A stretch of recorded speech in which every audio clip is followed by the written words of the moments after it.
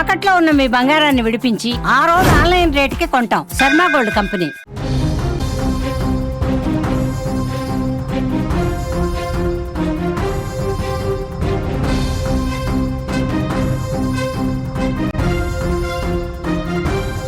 బలవంతంగా పిల్లలకి వాళ్ళకి ఇష్టం లేని చదువులు చదివిస్తున్న పేరెంట్స్ ఈ వీడియోని తప్పకుండా చూడాలి. ఎందుకంటే ఈ వీడియో చూసిన తర్వాత అయినా మీ అభిప్రాయం కొంతైనా మారుతుందేమో అని, మీ ఆలోచన కొంతైనా మారుతుందనే ఉద్దేశంతో నేను ఈ వీడియో చూడమని చెప్తున్నాను. ఎందుకంటే ఇష్టం లేని చదువులు చదివిస్తే, కష్టంగా ఒత్తిడి చేసి మార్కుల కోసం పిల్లల్ని చదివిస్తే వాళ్ళ జీవితాలు నాశనం అయ్యే ప్రమాదం ఉంది.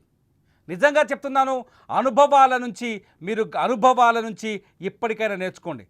ఇంటర్మీడియట్లో ఇదే చదవాలి, డిగ్రీలో ఇదే చదవాలి, ఇంజనీరింగ్ తప్పనిసరి, ఎంపీసీ తీసుకోవాల్సిందే, లేకపోతే ఇది చేయాల్సిందే, అది చేయాల్సిందని ఒత్తిడి చేస్తే మీ పిల్లల మనసు ఏ స్థాయిలో నలిగిపోతుందో ఒకసారి ఆలోచించండి. నలిగిపోయిన ఆ మనసుతో వాళ్ళు చేసుకునే అఘాయిత్యాల గురించి తెలిస్తే పోయిన ప్రాణాలు మళ్ళీ తిరిగి రావు. మీ పిల్లలు లేకుండా పోతే, అరే ఉండి ఏం చదవకపోయినా పర్వాలేదు, లేకుండా పోతే పరిస్థితి. మీ పిల్లల మనసు తెలుసుకున్న తర్వాతే వాళ్ళ చదువు పట్ల నిర్ణయం తీసుకోండి.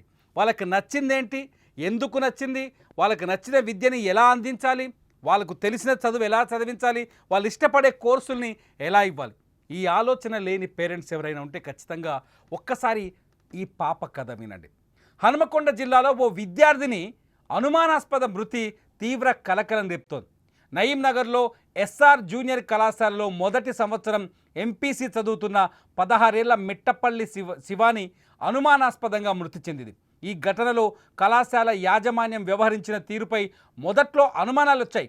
శివాని మృతి చెందిన వెంటనే కళాశాల యాజమాన్యం కుటుంబ సభ్యులకు ఎలాంటి సమాచారం ఇవ్వలేదని, మృతదేహాన్ని నేరుగా వరంగల్లోని ఎంజీఎం ఆసుపత్రికి తరలించిందని ఆందోళనలు వచ్చాయి. అలా ఆ అమ్మాయి కుటుంబ సభ్యులు ఆందోళన వ్యక్తం చేశారు. గుట్టు చప్పుడు కాకుండా మృతదేహాన్ని ఎంజీఎం మార్చుడికి తరలించడం పైన కుటుంబ సభ్యులు తీవ్ర ఆగ్రహం వ్యక్తం చేశారు.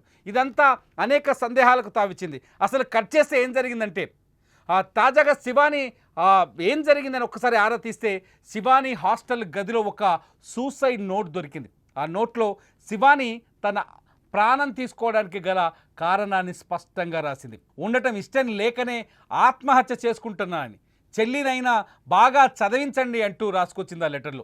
పోలీసులు ఆ సూసైడ్ నోట్ వివరాలను ధృవీకరించడంతో పాటు హాస్టల్లో శివాని ఎదుర్కొంటున్న సమస్యలు, కళాశాల యాజమాన్యం పాత్రపైన ఇప్పుడు విచారణ చేస్తున్నారు. అయితే ఒక్కసారి శివాని లెటర్ని పరిశీలిస్తే ఆ లెటర్లో కొన్ని కన్నీళ్లు పెట్టే అంశాలు కనిపించాయి. ఆ లెటర్ గురించి ఒక్కసారి వెళ్ళి చూస్తే ఆ కన్నీళ్ళు అంటే నిజంగా ఇంటర్మీడియట్ అమ్మాయి ఇంతలా ఆలోచించిందా అనిపిస్తుంది. ఎందుకంటే ఆ పాప చనిపోయే ముందు శివాని ఒక రాసిన లెటర్లో, చెల్లినైనా సరిగ్గా చదివించండి, చెల్లి నువ్వైనా చాలా చక్కగా చదువుకో, నీకు నచ్చిన చదువు చదువుకో, ఇష్టం లేని ఈ చదువు నాకొద్దు, చాలా కష్టంగా ఉంది, నాకేమీ అర్థం అవ్వట్లేదు, నేను చదవను. నిజానికి కార్పొరేట్ కాలేజీలు కూడా దుర్మార్గంగా తయారయ్యాయి. ఎంత దారుణం అంటే బట్టి పట్టించడం, వాళ్ళ ర్యాంకులు వస్తే వాళ్ళ ఫోటోలు పేపర్లు వేసుకోవడం వరకు, ర్యాంకుల కోసం విద్యార్థుల్ని టార్చర్ చేయడం, ఒత్తిడి చేయడం, భయంకరమైన ఒత్తిడి చేయడం. నేను చెప్తున్న ఈ మాటలు చాలామందికి కోపం రావచ్చు తల్లిదండ్రులకి. చాలామంది పేరెంట్స్కి, అమ్మో ర్యాంకులు రాకపోతే మా వానికి ఏం చేస్తాడు ర్యాంకులు తెచ్చి.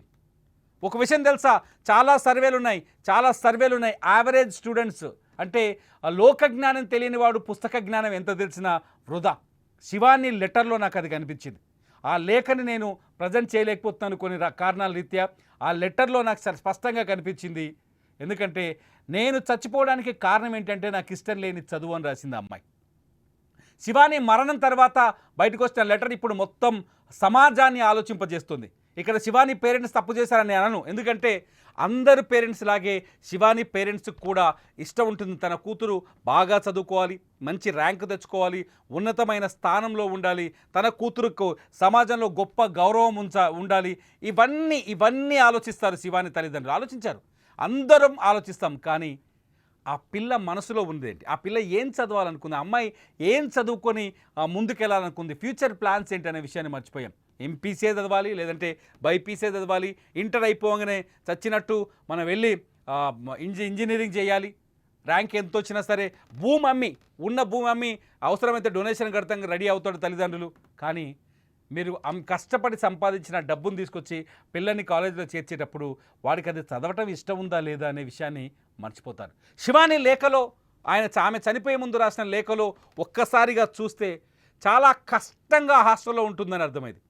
చాలా కష్టంగా హాస్టల్లో ఉందని అర్థమైంది. చాలా బాధతో ఉంది. ఒక్కరోజు కూడా ఆ కాలేజీలో ఇష్టంగా మనస్ఫూర్తిగా చదువుకోలేదు. ఒక్కరోజు కూడా క్లాస్కి ఇష్టంగా వెళ్ళలేదని అర్థమైంది.